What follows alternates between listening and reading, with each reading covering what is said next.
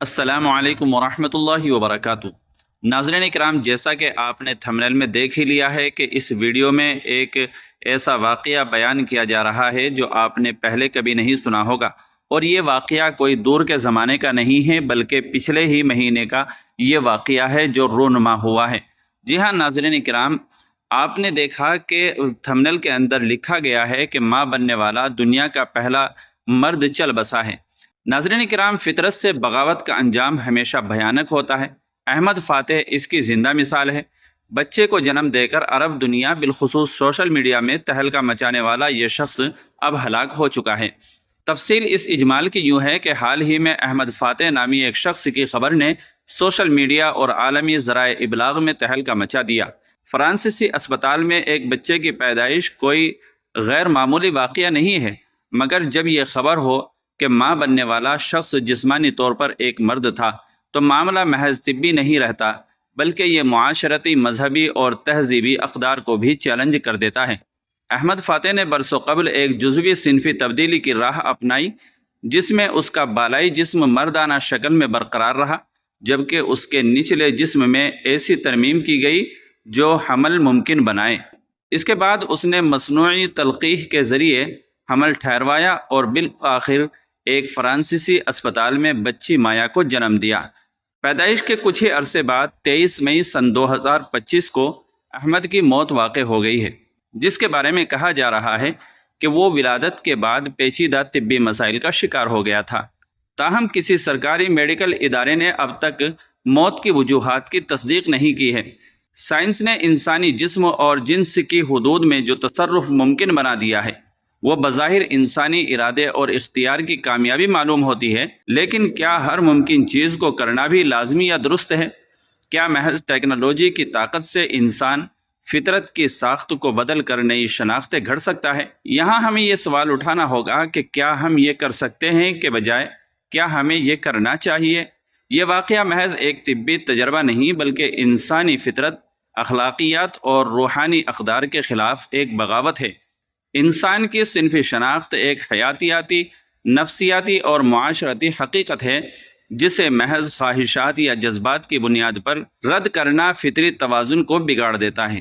اسلامی تعلیمات میں مرد اور عورت کی تخلیق ایک مکمل اور متعین نظام کے تحت ہے۔ بے شک اس نے نر اور مادے کے جوڑے پیدا کیے ہیں۔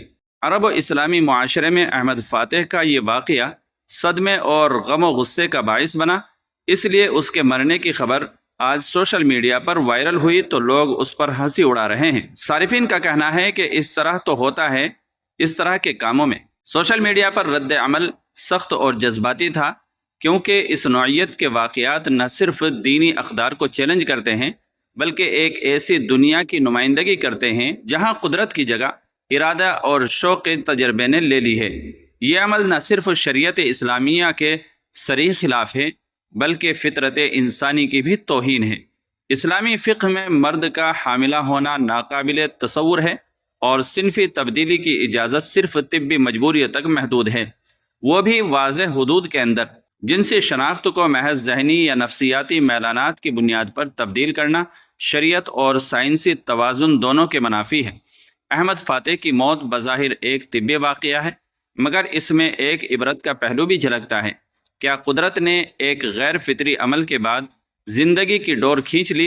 یہ سوال انسانی غرور، طبی ترقی کے نشے اور اخلاقی انحطاط پر ایک گہرا سوالیہ نشان چھوڑتا ہے۔ اقبال شاعر نے کیا خوب کہا ہے، علم نے مجھ سے کہا عشق ہے دیوانہ پن، عشق نے مجھ سے کہا علم ہے تخمین و ظن، بندہ مومن پہ کھلتی نہیں یہ رمز حیات، کہہ گیا مولائے روم ہو گیا عقل کا دیوانہ فن۔